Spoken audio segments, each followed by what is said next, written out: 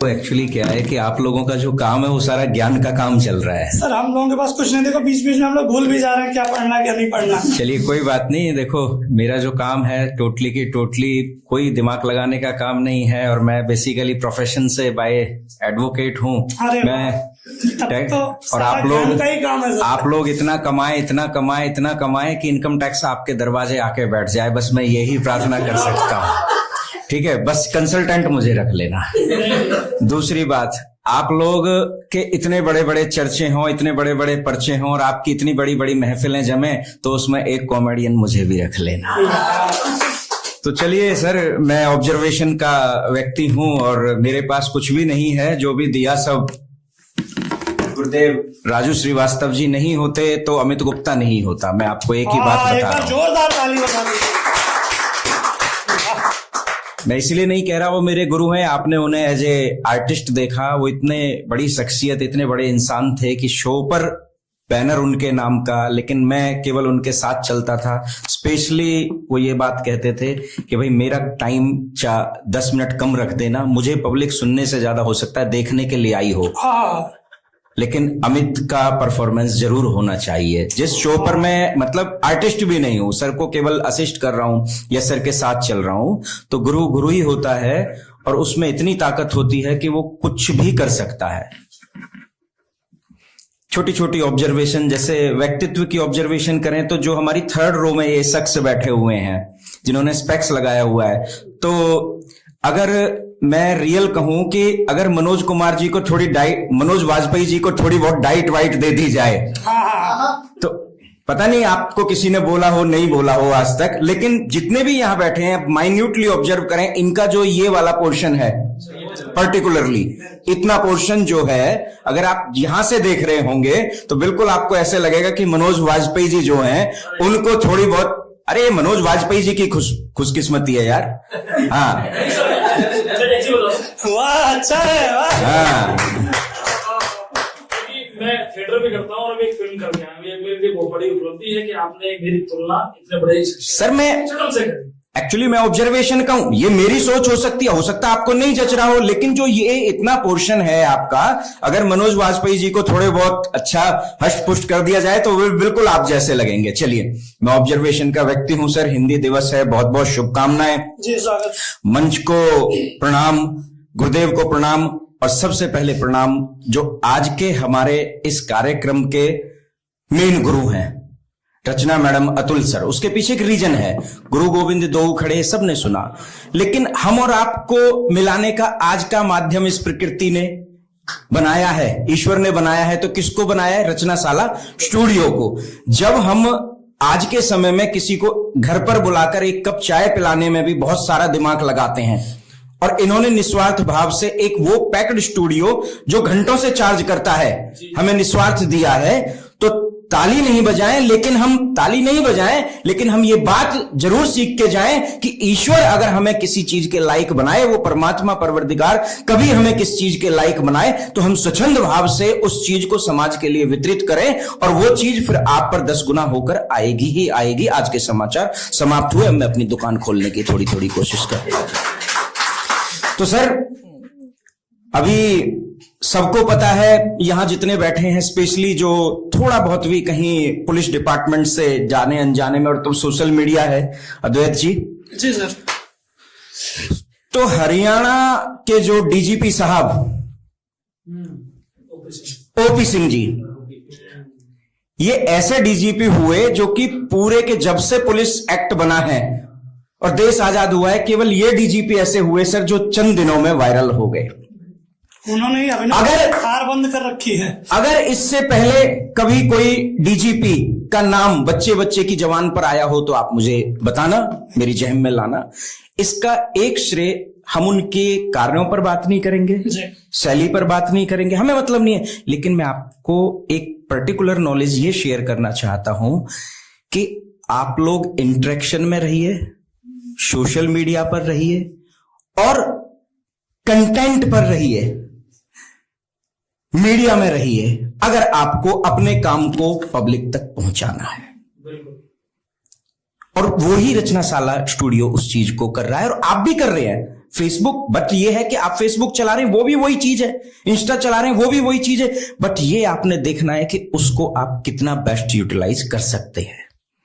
बहुत सारे लोग कहते हैं शेर मैंने तो वर्ड कहते हैं पर एक भी लाइक नहीं आता। सर बात तो ठीक है, पर सच बताऊं 5000 फ्रेंड्स आपकी लिस्ट में हैं, एटलीस्ट दिन में आप 100 लोगों को जानते हो, उनकी पोस्ट आपके सामने आती है, कितनों को लाइक किया आपने? रेसिप्रोकल है साहब, एक को करके देखना, फेसबुक ऑटोमेटिक 10 लाइक देगी। वो नहीं भी देंगे ना आपको, ये एआई है, आप एक कमेंट करके देना, 3 कमेंट आपको फ्री में आएंगे। मैं आपको अपना एक्सपीरियंस शेयर कर रहा हूं। चलिए ओपी सिंह जी थोड़ा सा आपके बीच में आते तो क्या माहौल होता। अभी मेरा बड़ा वायरल चल रहा है, सब जगह इसी की डिमांड है, मैं कहीं शोज पे जा रहा हूं। देखो जी कुत्ते की तरह भागते हैं, गीदड़ की तरह मारे जाते हैं, दुबई में छुप के बैठ गए, काय के गैंगस्टर है जी, हमारे 2 मार लोगे, 4 मार लोगे, 10-20 मार लोगे, खाकी है जी, घर में घुस के मारेंगे जी। चंद्रशेखर, सुखदेव, राजगुरु आज क्या सोचते होंगे, इन गधों के लिए कुर्बानी दी, अपने देश को खा रहे जी, अपनी संपत्ति को खा रहे, कुछ नहीं है जी, घर में घुस के मारेंगे।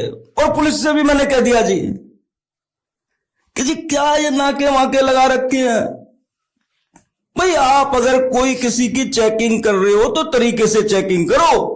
आपने तो हर व्यक्ति को क्रिमिनल समझ लिया जी, छोड़ेंगे नहीं जी। Thank you.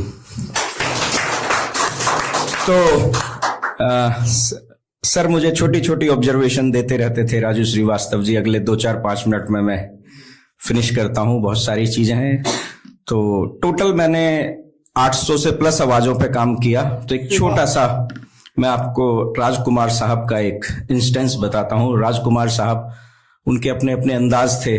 तो राजेश्वर जब दोस्ती करता है तो अफसाने लिखे जाते हैं, और जब दुश्मनी करता है तो तारीख बन जाती है, और छिपकली के बच्चे भाई दीवार पर रेंगने से कभी मगरमच्छ नहीं बन जाया करते। तो राजकुमार साहब एक बार क्या है, किसी होटल में चले गए। वेटर सारे ही पहुंच गए कि लग रहा है सबको ही बुलाया। खाने में क्या है?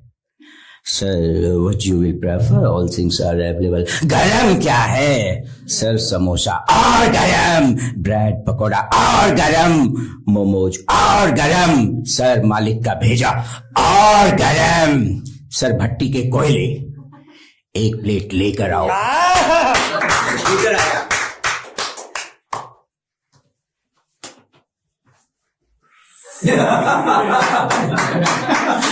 भाई आज के लिए इतना ही, शकरकंदी भूनने हम कभी और आएंगे। तो राजकुमार साहब ठहरे। छोटी छोटी घटनाएं, मतलब ये जीवन की सच्ची घटनाएं हैं।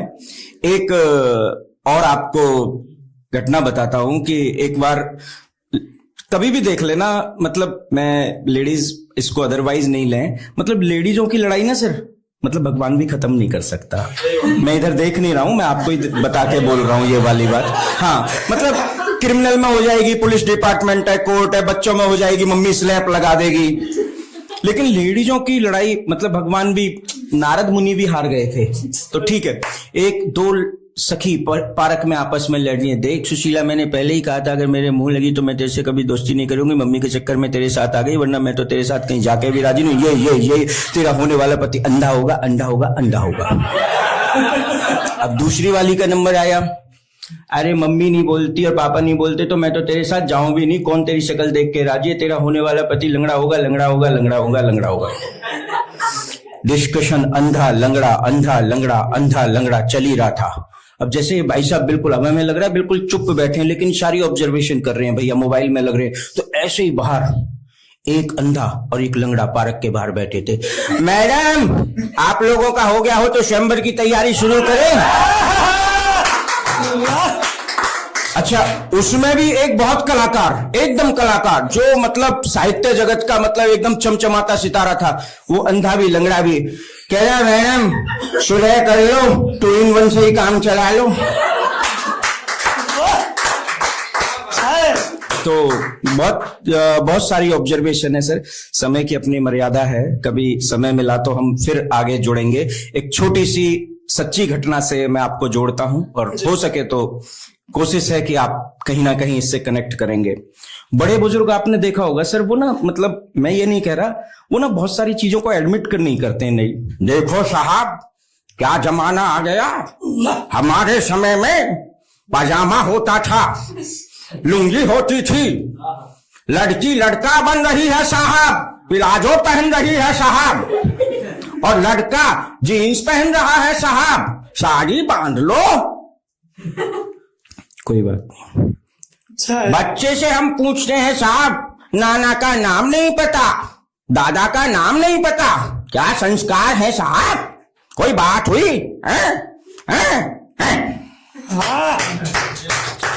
अब साहब मैंने रचना मैडम के पास कम से कम, ये सच्ची घटना मैं आपको बता रहा हूँ, 10-12 दिन की मैंने ट्रेनिंग ली हुई है। मैंने कहा मैडम ये बड़े बूढ़े ना, मतलब ठीक है यार, उन्होंने हमें संस्कार दिए, सब कुछ दिए, ये बड़े बूढ़े मतलब ज्यादा ही कई बार जाति पे उतर जाते हैं। इतना नहीं यार, इन्हें ये भी तो सोचना चाहिए ना कि हमारी बेटियां, भाई एक बात बताओ, मतलब ये कहां लिखा हुआ है कि जीन्स पहन के कल्पना चावला चांद पे नहीं गई?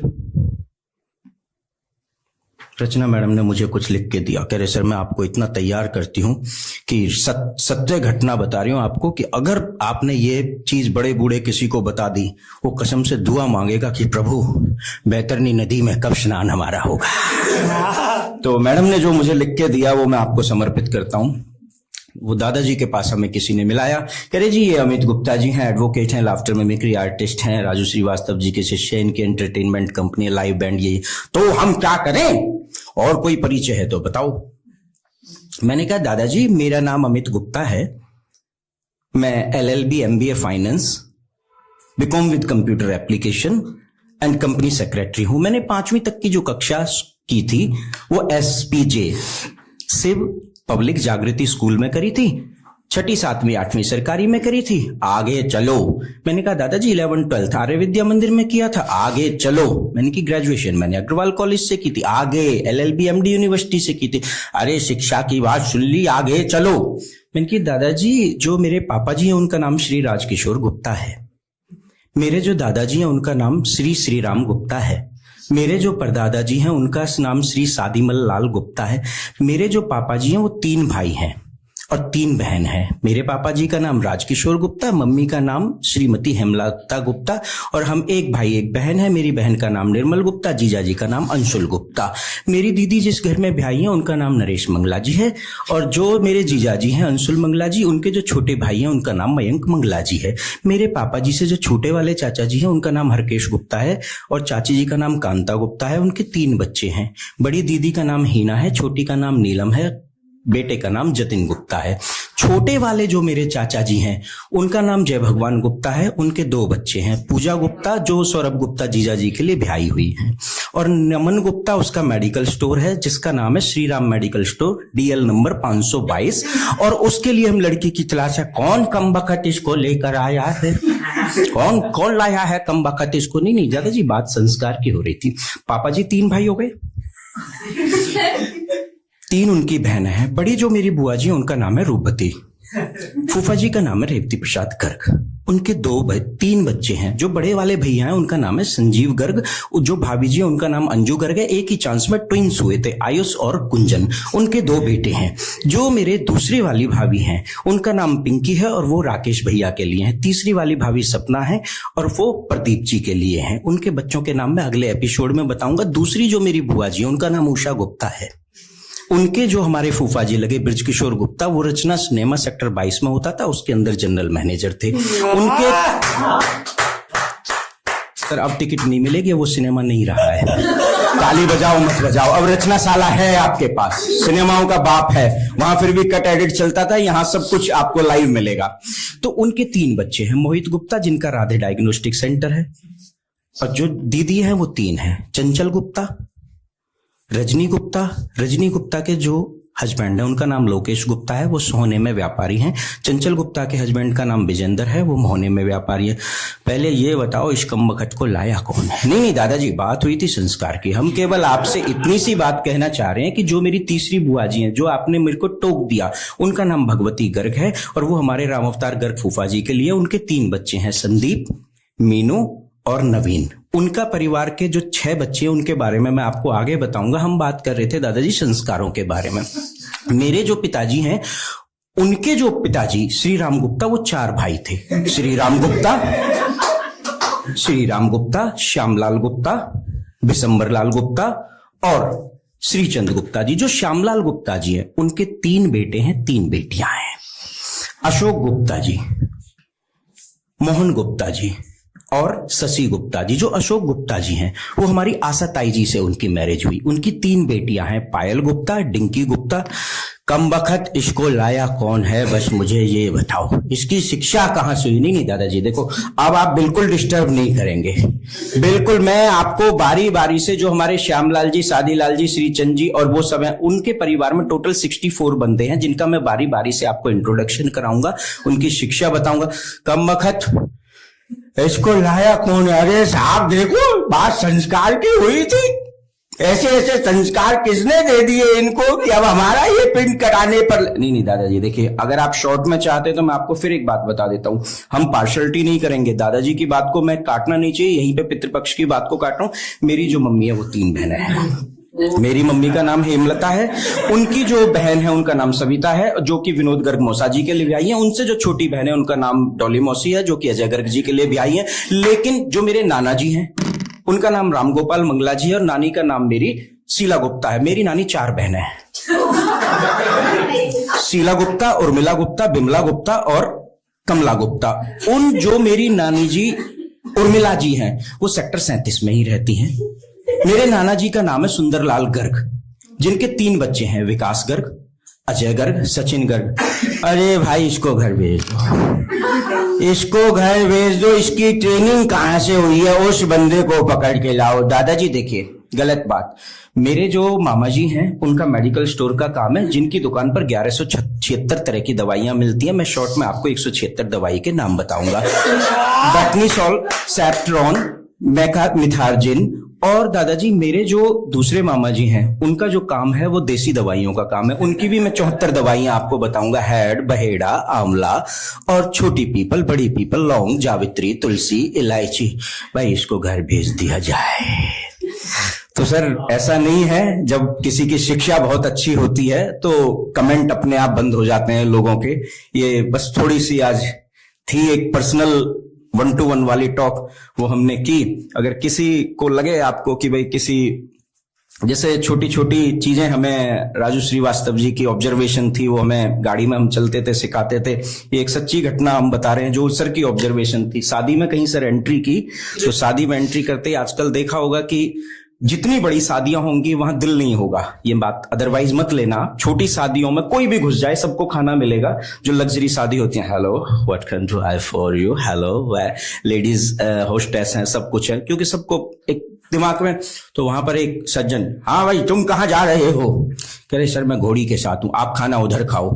फिर अगला आया, हाँ भाई तुम कहाँ जा रहे हो? सर मैं बैंड के साथ हूँ। कह रहे तुम खाना उधर खाओ। फिर अगला आया, कह रहे तुम किसके साथ हो? सर मैं घोड़े के साथ हूँ। कह रहे आप तो खाना दूल्हे के साथ ही खाओ। चलिए ठीक है जी, okay, we will continue in next. Thank you very much.